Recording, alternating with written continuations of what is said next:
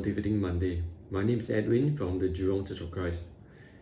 Today we're going to explore the story of Samson from the Bible.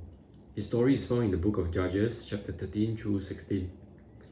Samson is famous for his incredible strength, but his life was also marked by weaknesses and mistakes. So let's see what we can learn from his story by the end of today. So Samson's story begins before his birth in Judges 13. Samson's mother, who was barren, was visited by an angel of the Lord. The angel told her that she would have a son and that his child would be a Nazirite, set apart for God. In Judges 13:5 it says, "For behold, you shall conceive and bear a son, and no razor shall come upon his head, for the child shall be a Nazirite to God from the womb. He shall begin to deliver Israel out of the hand of the Philistines." So as a Nazirite, Samson had to follow specific vows. Not to drink wine, not to cut his hair, and not to touch anything unclean, including dead bodies. We can read more of the law of Nazirite in Numbers chapter 6. And from the start, God had a special plan for Samson. That is to use him to free Israel from the oppressive Philistines. So God blessed Samson with incredible physical strength, which he used to fight Israel's enemies. In Judges 14, as a young man, Samson was traveling to a Philistine city to see a woman he wanted to marry. And on the way, he was attacked by a lion. In Judges 14 verse 5 and 6, it reads, "So Samson went down to Timnah with his father and mother and came to the vineyards of Timnah. Now to his surprise, a young lion came roaring against him. And the Spirit of the Lord came mightily upon him. And he tore the lion apart as one would have torn apart a young goat, though he had nothing in his hand. But he did not tell his father or mother what he had done." So this was an amazing display of Samson's strength, but it's important to note that it was the Spirit of the Lord who empowered him. Later, Samson returned to the carcass of the lion and discovered a swarm of bees and honey inside the dead body. In Judges 14 verse 9, it says, "He took some of it in his hands and went along, eating." So as a Nazirite, he was not supposed to touch a dead body, but he disregarded the vow. This teaches us how easily we can fall into sin by neglecting God's commands. Even though God gave Samson great strength, his carelessness in small areas will lead to bigger failures later. Still, Samson continued to experience great victories over the Philistines. In Judges 15:15, he killed 1,000 Philistines using the jawbone of a donkey. But once again, this victory came not because of his own power, but because the Spirit of the Lord came mightily upon him. So this shows us that our true strength comes from God and not ourselves. And despite his strength, Samson had a serious weakness: his poor judgment in relationships, particularly with women.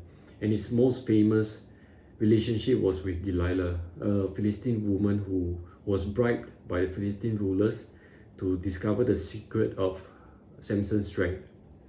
And in Judges 16, Delilah repeatedly asked Samson where his strength came from. And after lying to her several times, Samson finally gave in.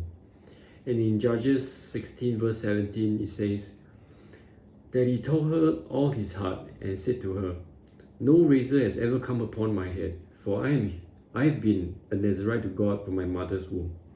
If I am shaven, then my strength will leave me, and I shall become weak and be like any other man."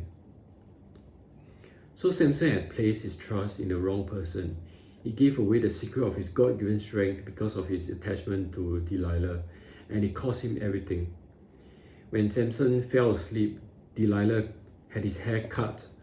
Samson was captured, blinded, and imprisoned by the Philistines.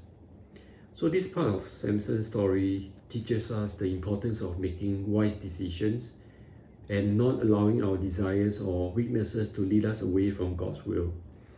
It also shows us how disobedience can lead us to losing the blessings God has given us. So although Samson had fallen, his story didn't end here. In Judges 16 verse 28, we see Samson blinded in prison, calling out to God for one last time. In verse 28 it says, "Then Samson called to the Lord, saying, O Lord God, remember me, I pray. Strengthen me, I pray, just this once. O God, that I may be with one blow, take vengeance on the Philistines for my 2 eyes. So Samson was brought into the Philistine temple to be mocked, but he prayed to God for strength. God answered his prayer, and Samson pushed against the pillars of the temple, causing the building to collapse, killing himself and thousands of Philistines. In verse 30, we read that, so the dead that he killed at his death were more than he had killed in his life.